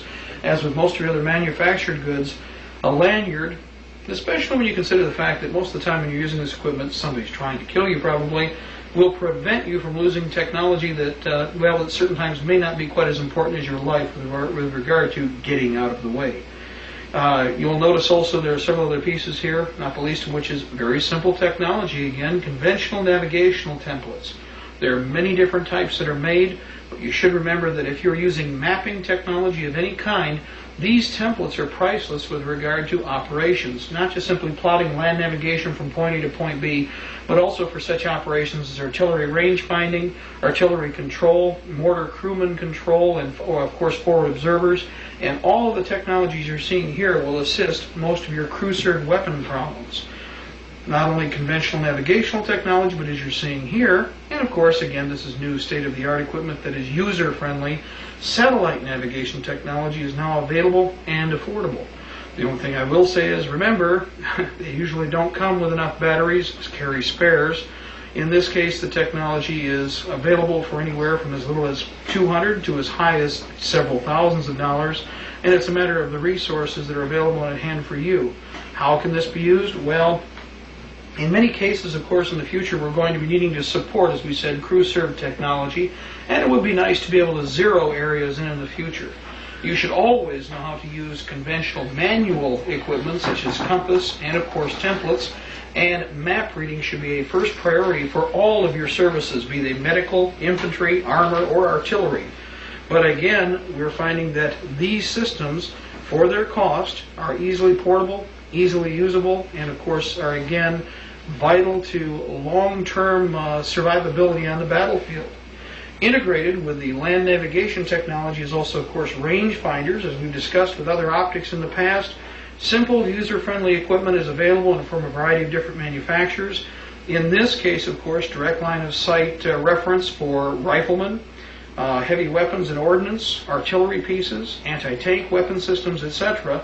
It's desirable that your forward observers be provided with whatever is available that can be pulled off the shelf that is, again, user-friendly and affordable.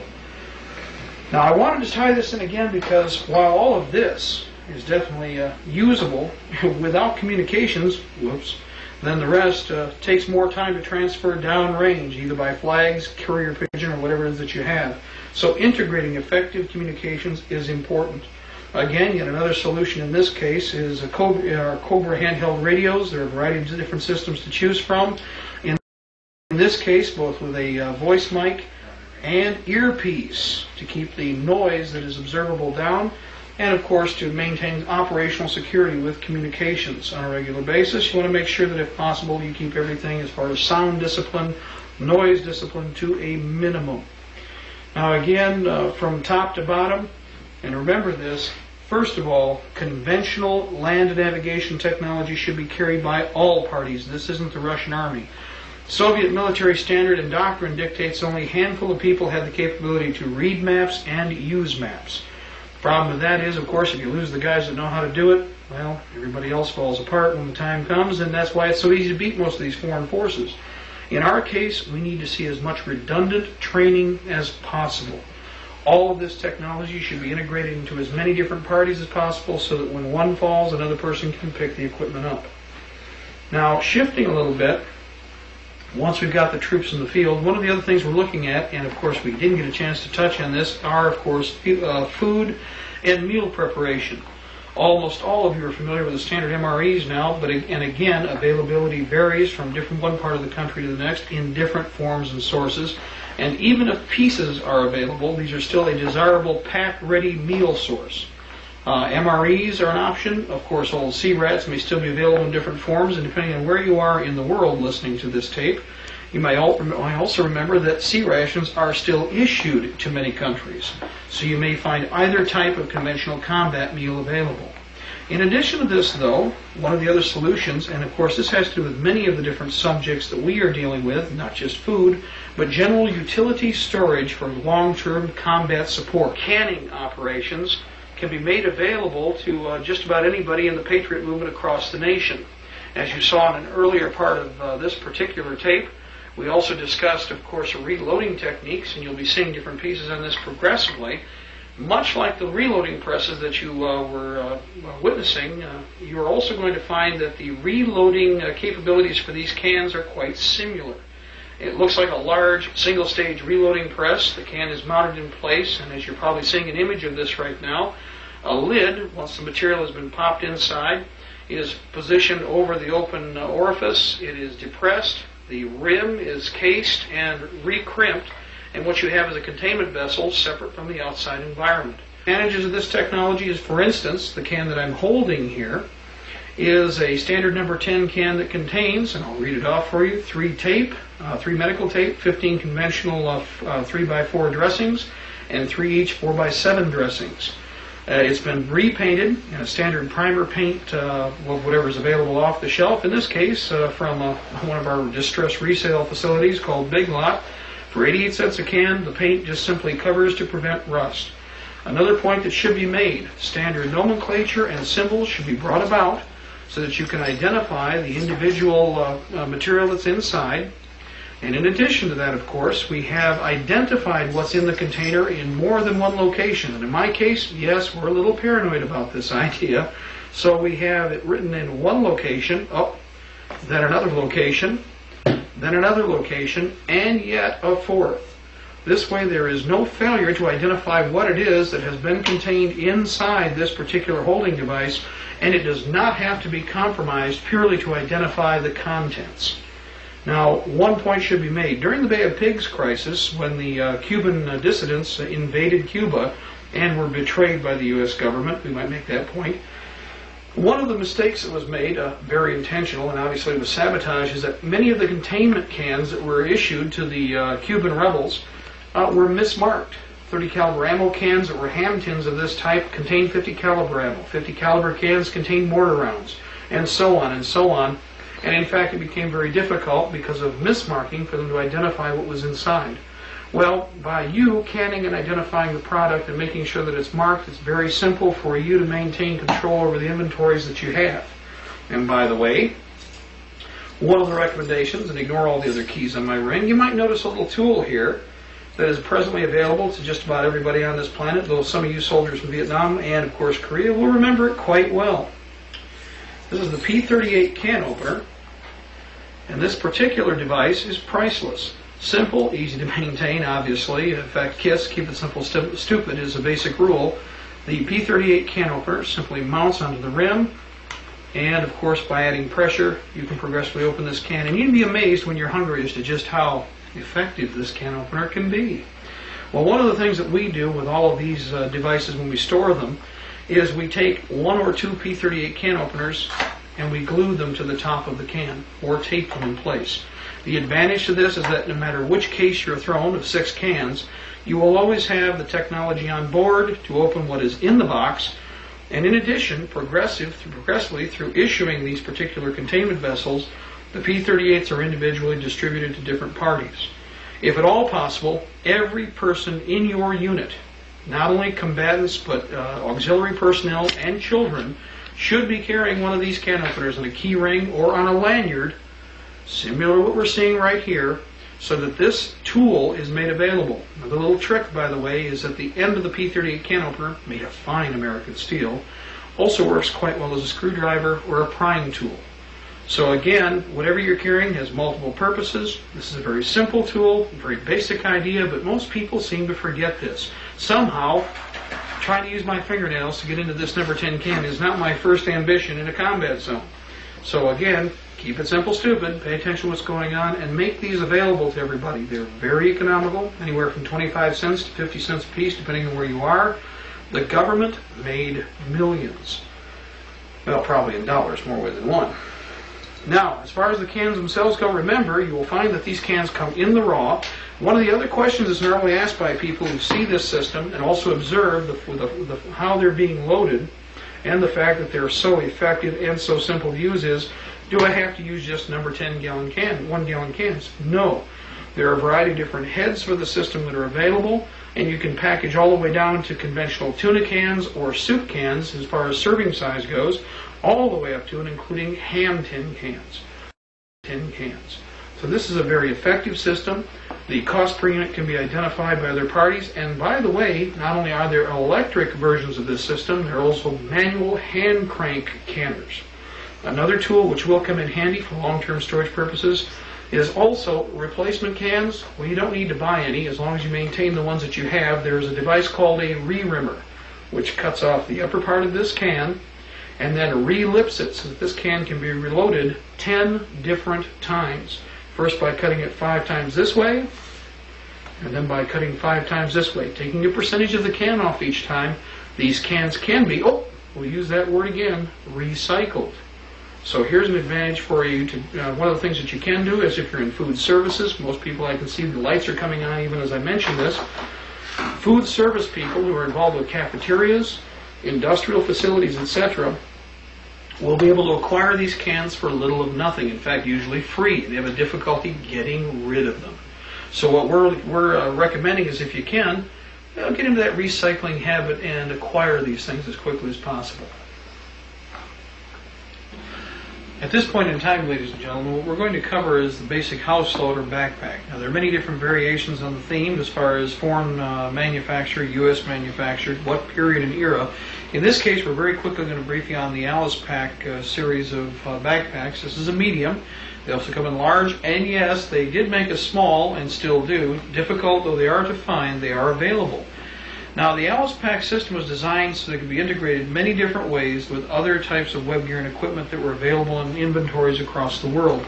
In this case, the basic component is the primary sack itself, which is fully adjustable in many different ways, the adjustable shoulder harness, kidney pad, and of course, alloy frame.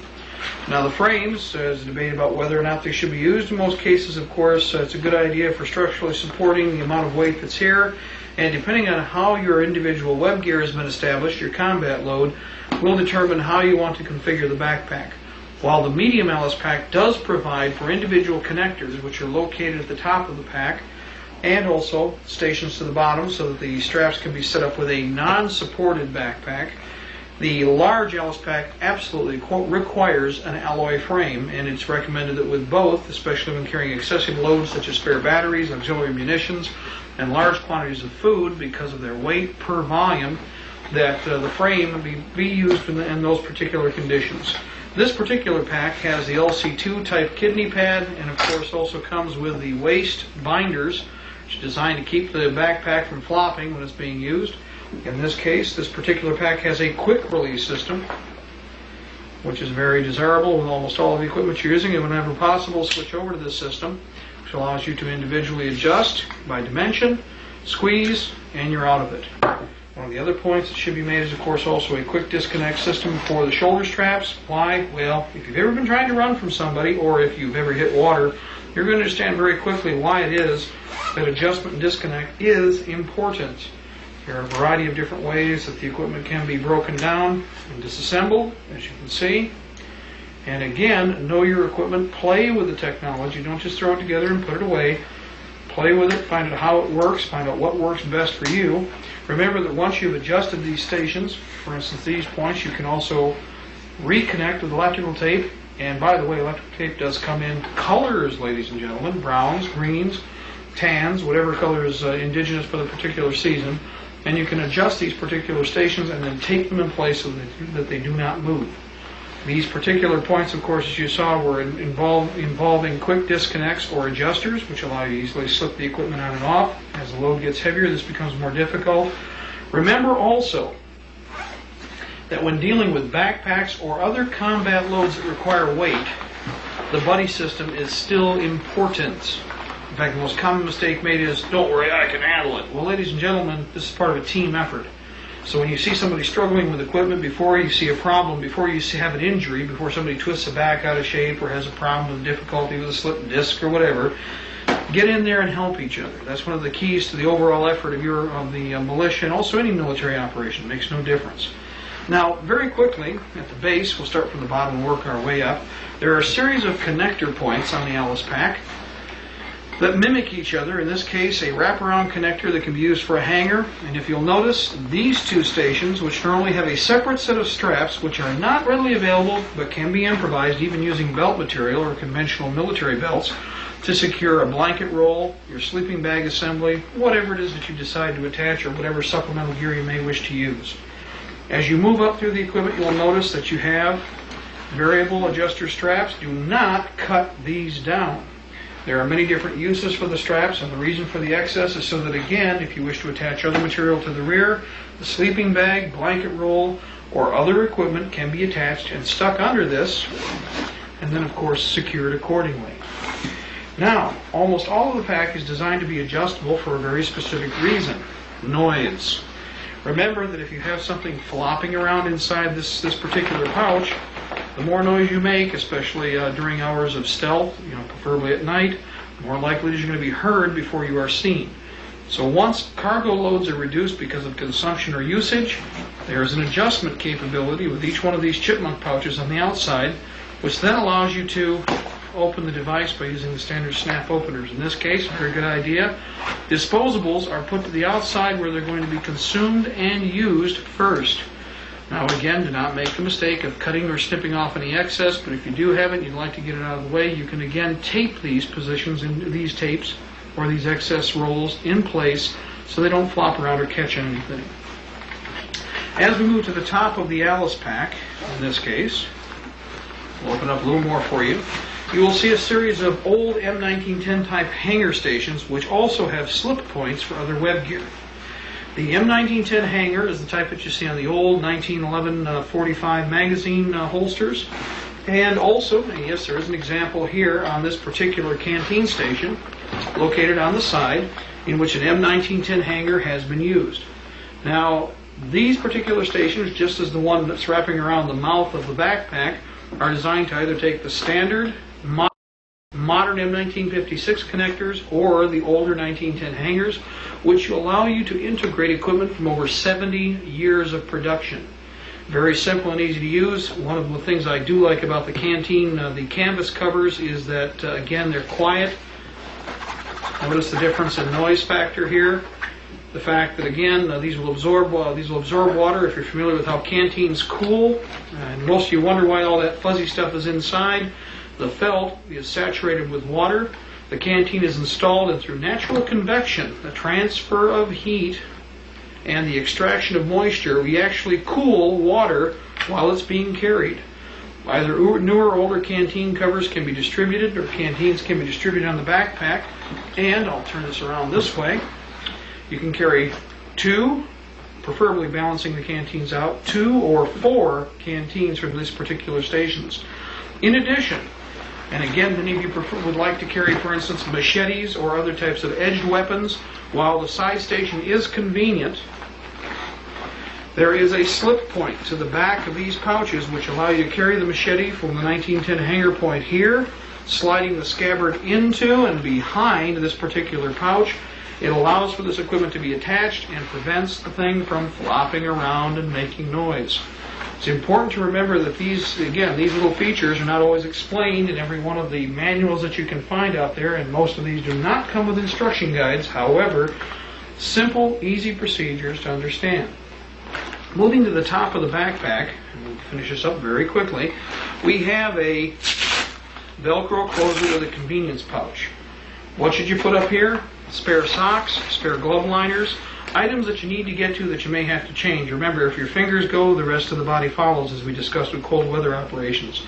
From this location, a lot of equipment can be kept in Ziploc bags, pulled out, popped, and then used accordingly as needed. Again, to close, no big deal, very simple. You also have, of course, a seal or wraparound connector around the outside, which is nothing more than a conventional lanyard loop, ring, and grommet. By tightening these down, of course, you can blossom, or you can either open, in other words, or contract this particular point and seal up the base of the backpack itself. Now, while we're not going to pull everything out of this particular house pack, you'll notice, look, right on the top, yes, that's what we're finding here, spare socks, both types, both wool. In the back of the pack, you will find yet another adjustable station. That's what this strap is attached to. It is to the back wall of the backpack itself, and otherwise there's a large single chamber. This is designed for carrying auxiliary meal packs or, for instance, through the buddy system, hard pack items that are going to be stowed close to the body, which means they're being kept close to the ground during a fighting situation in the prone position. Spare batteries for the PRC-25 and PRC-77. Munitions, spare magazines, ammunition, critical tools. Remember, sometimes on patrolling operations, tools are designated to people specifically for the mission. And these items are located where they can be found commonly by other team members if this person is not capable of using his equipment. Again, KISS, keep it simple, stupid. You'll find a lot of good equipment I can see right from the top here, including, of course, the ever-present survival blanket. For so many purposes, this thing is crucial, and of course, as a first aid item, is essential. Remember again, seal everything back up here very quickly. Diaphragm type top. In this case, with a tie type rope, but you will also see what is an M1972/73 keeper, which is a slide type fastener. It has a locking device in the center, which allows for it to travel up and down the individual cords, and can be contracted accordingly to tighten up and lock in place. The Alice system is very desirable for obvious reasons. Again, some people will complain that in some ways it just seems a little overcomplicated. I don't believe that is the case. There are, of course, cheaper solutions which don't offer as many options. But the Alice system is now readily available in surplus resource points around the land. Has been around since about 1972-73 in its earliest form, has been fully developed, and is ready off the shelf to use. If you have another solution, again, one of the advantages of the militia situation is we can adapt accordingly. But this is a house load, as we've described in the past. It can be added to or subtracted from at the need of the mission and the operator and his physical limitations. Ladies and gentlemen, we appreciate the time that you've spent with us. We understand that your time is precious to you just as it is for us. We ask that at this point in history, you make the supreme effort to prepare. One of the purposes behind the Equipping 1 and 2 tapes was to give you the opportunity to think through what it is that you will need to be ready when the time comes. Now remember, we're not looking for a place to hide. Our objective is to know how to survive, to prepare for the future. We plan on winning, and to do that, we need you to pass through these times and move on to the future. Now, there's a lot of work that needs to be done, and we hope that with all of the things that we've put on these tapes, that we've given you some ideas. But remember, the first effort has to be in your ballpark. You're going to have to become students. You're going to have to immerse yourself in the subject and develop the knowledge yourself. With the millions of people that we have in the Patriot movement, we have the capability to come up with a solution. Not to simply relying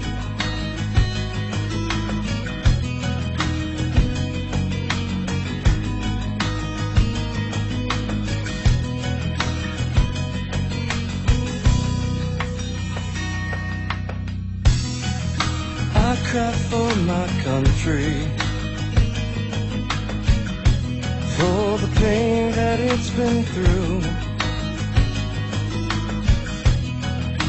She's been made to suffer for the profit of a few. Storm clouds are forming, winds of change now touch our shores.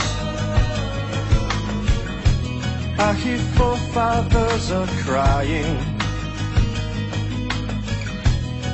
as the dream's been cruised.